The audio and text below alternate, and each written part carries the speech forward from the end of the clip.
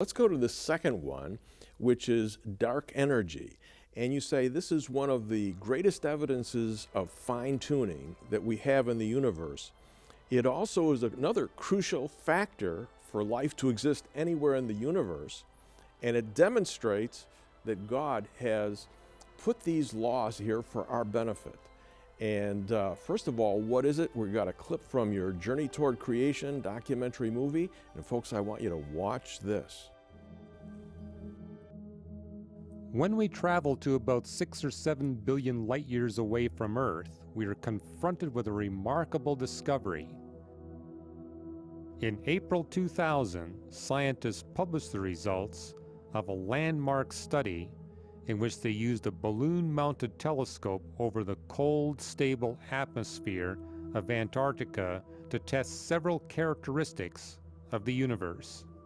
Known as the Boomerang Project, the cold, stable atmosphere of the South Pole enabled scientists to more precisely calculate the universe's rate of expansion. Apparently, for the first 8 billion years after the creation event, the expansion of the universe was slowing down, like shrapnel after an explosion. But the boomerang experiments revealed that for the last 6 billion years, the expansion of the universe has been speeding up. Scientists discovered that there are two factors precisely governing the expansion of the cosmos throughout its history: mass density and space energy density. The mass density, which dominated the first half of the universe's existence, slows down cosmic expansion, while the space energy density, which dominates the more recent half of cosmic history, speeds it up. This delicate balance represents the greatest fine-tuning ever discovered. If the mass density were to vary by more than 1 part in 10 to the 60th, or the space energy density varied more than 1 part in 10 to the 120th, life would be impossible anywhere, anytime in the universe. Hugh, this is absolutely unbelievable, this thing of dark energy. There's a lot of it, and you say that it points to a very highly intelligent creator.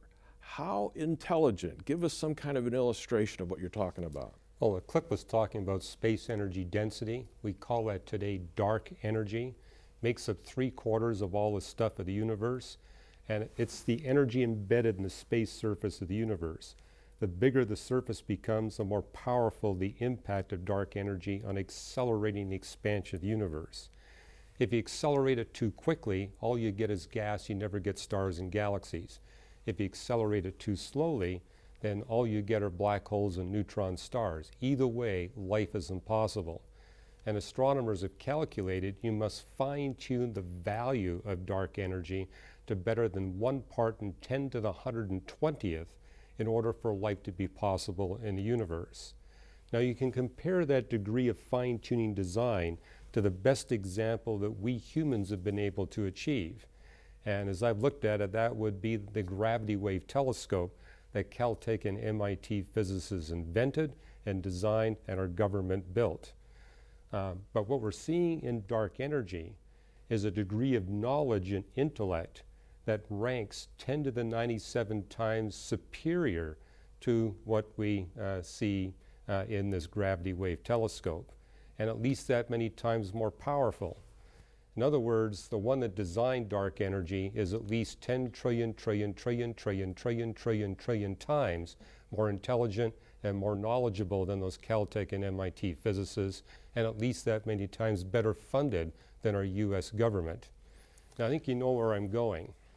Intellect, knowledge, creativity, and power are attributes that only a personal being can manifest. So this God beyond space and time that created the universe must also be a personal being, but manifest personality to a degree orders and orders of magnitude greater than what we human beings are capable of.